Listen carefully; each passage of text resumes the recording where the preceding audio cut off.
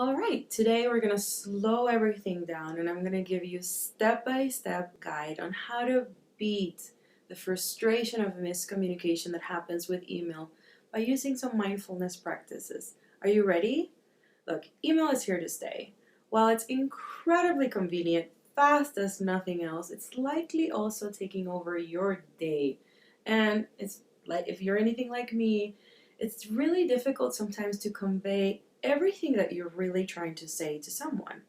Now, in this video this week, I'll walk you step by step on a way to turn your emailing into a mindful and stress-free experience. It'll be stress-free for you. It'll be stress-free for whoever receives it. Look, when was the last time that you received an email that left you wondering, what did this person really mean by that comment? And now, how the heck do I respond to this?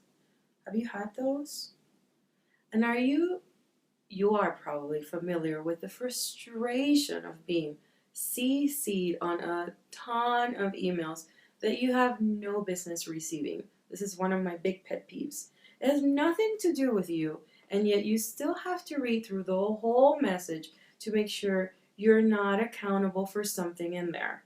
Another waste of your time that drains your time and your energy.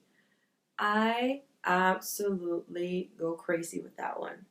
Oh, and what about the situation? It's unfortunately still common. I hear this a lot in the workplace.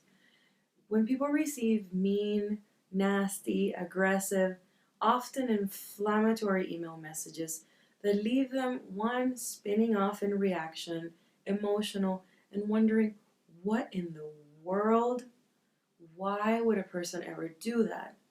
So here's the thing. The biggest challenge with email is that the emotional context, right now you're seeing me and you can tell what kind of state I am by how I'm moving my body.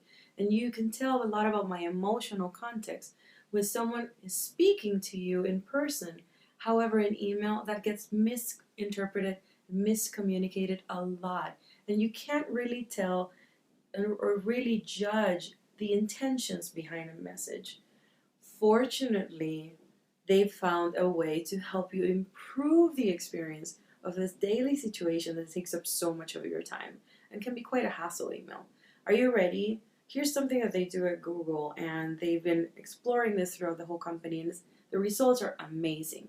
Look, mindful emailing has you slow down enough that you really start to pay attention and think about the human being on the other side of the email exchange. You want to apply proper care and consideration to this communication. So here's how to do it. Are you ready? One, super simple. Begin by taking a deep, conscious breath. If it's a particularly tricky email or a sensitive situation, take more than one breath. Just connect to yourself, come back to the situation, get centered, calm yourself down, and start from there. Now, two, super simple too. Think of the person on the receiving end of the situation. Just think about them. What kind of day might they be having? Are they going to be reading this on their phone or on their actual computer? If it's a sensitive situation, take a minute to visualize the person or the people and think about how you want your message to land. Is there enough context in there? Just what do you want to have happen when they receive your email? Now, three, sit down and write the email.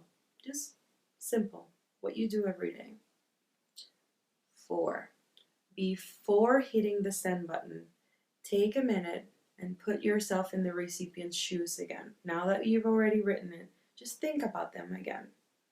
Pretend you know nothing about what this email is about. Is there anything in your message that leaves room for confusion, misinterpretation, or anything like that?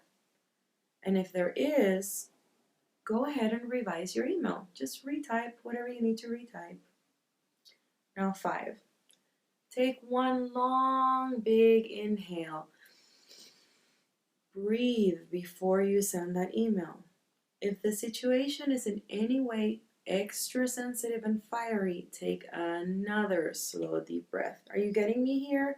The more sensitive the situation, the more you need to be breathing. And consider if the email is the best way to communicate about it. Would you be better off if you picked up the phone? Still there. So, those are your 5 steps to mindful emailing. Really, it's a simple reminder process to help you come back to yourself, don't be on autopilot, consider the person receiving this, and be as conscious and connected to yourself and the person when you communicate.